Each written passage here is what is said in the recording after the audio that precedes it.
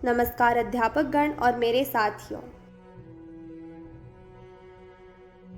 नाथ वाली प्रार्थना सभा के आज की कड़ी में आपका स्वागत है। आज 14 सितंबर 2021 है और जैसा कि आप सभी जानते हैं, हर साल 14 सितंबर को देश में हिंदी दिवस मनाया जाता है। पहला हिंदी दिवस 1953 में मनाया गया था। दरअसल आज़ादी के बाद 14 सितंबर 1949 को संविधान सभा ने हिंदी को देश की राजभाषा बनाने का फैसला लिया था। तब सरकार का ज़्यादातर कामकाज अंग्रेजी में होता था। आप सभी को हिंदी दिवस की बहुत बहुत शुभकामनाएं। आज की कड़ी बहुत खास है।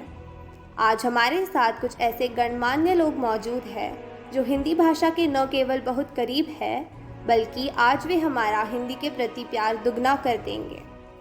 हमारे पहले मुख्य अतिथि है द इंडियन एक्सप्रेस के वरिष्ठ संपादक विजय कुमार जैन।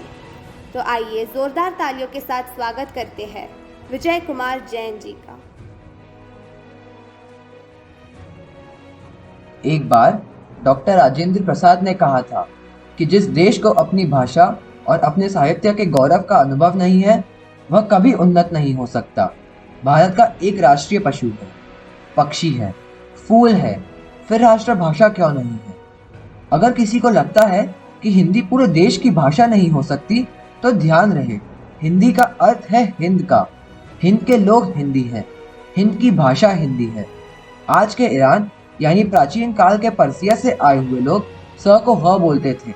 उन्होंने सिंधु को हिंदू कहा और हिंदू को हिंद, और इस तरह हिंदी यह शब्द उत्पन्न हुआ। महात्मा गांधी ने हिंदी को जनमानस की भाषा कह दिया था और इसे राष्ट्रभाषा भी बनाने को कहा था। उनके अनुसार जिस देश की अपनी राष्ट्रभाषा नहीं, वह देश गूंगा है। लेकिन बड़े दुख की बात है कि आज़ादी के इतने वर्षों बाद भी हिंदी हमारी राष्ट्रभाषा नहीं बन पाई। यह केवल हमारी राजभाषा है। अंग्रेजी भाषा के बढ़ते चलन और हिंदी को अनदेखी को रोकने के लिए हर साल 14 सितंबर को देश भर में हिंदी दिवस मनाया जाता है। परंतु यह बड़े दुख की बात है कि अपने ही देश में हिंदी को उपेक्षा झेलनी पड़ रही है।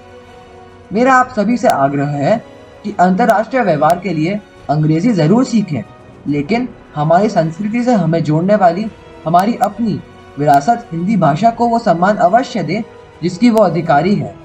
धन्यवाद। हिंदी की वर्तमान स्थिति को हमारे सामने बेहतरीन तरीके से प्रस्तुत करने के लिए आपका बहुत बहुत धन्यवाद। हमारी अगली मेहमान है शैली अजमेरा, जो अनेक वर्षों से हिंदी भाषा की उन्नति के लिए काम कर रही है। शैली जी, आपके विचार में हिंदी भाषा का क्या महत्व है? इस प्रश्न के उत्तर में मस्तिष्क में कई जवाब उमड़ घुमड़ रहे हैं, लेकिन जवाबों की उथल पुथल में एक जवाब मुझे बेहद सटीक लग रहा है।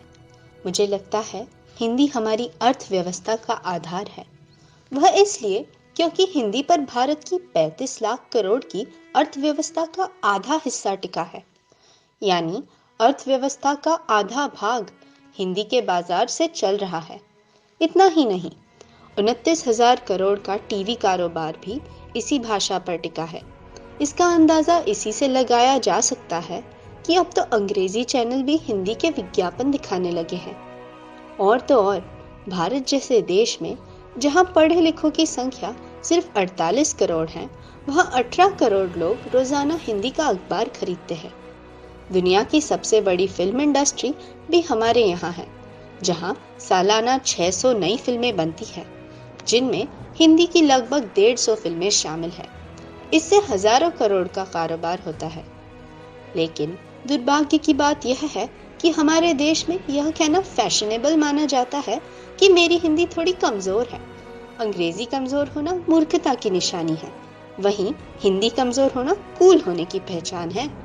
सन 2001 की जनगणना के अनुसार लगभग 25 करोड़ भारतीय हिंदी का उपयोग मातृभाषा के रूप में करते हैं, जबकि लगभग 42 करोड़ लोग इसकी 50 से अधिक बोलियों में से एक इस्तेमाल करते हैं। भाषाई सर्वेक्षणों के आधार पर दुनिया की आबादी का 18% इसे समझता है, जबकि अन्य भाषा की बात करें तो चीनी भाषा मैंडरिन समझने वालों की संख्या 15 और वहीं अंग्रेजी समझने वालों की संख्या 13% कही गई है। तो क्यों ना हम इस भाषा पर गर्व करें। मुझे विदेशी भाषाओं से नफरत नहीं, हम चाहे कितना भी घूम ले, सुकून तो घर आकर ही मिलता है। वैसा ही हिंदी में एहसास है।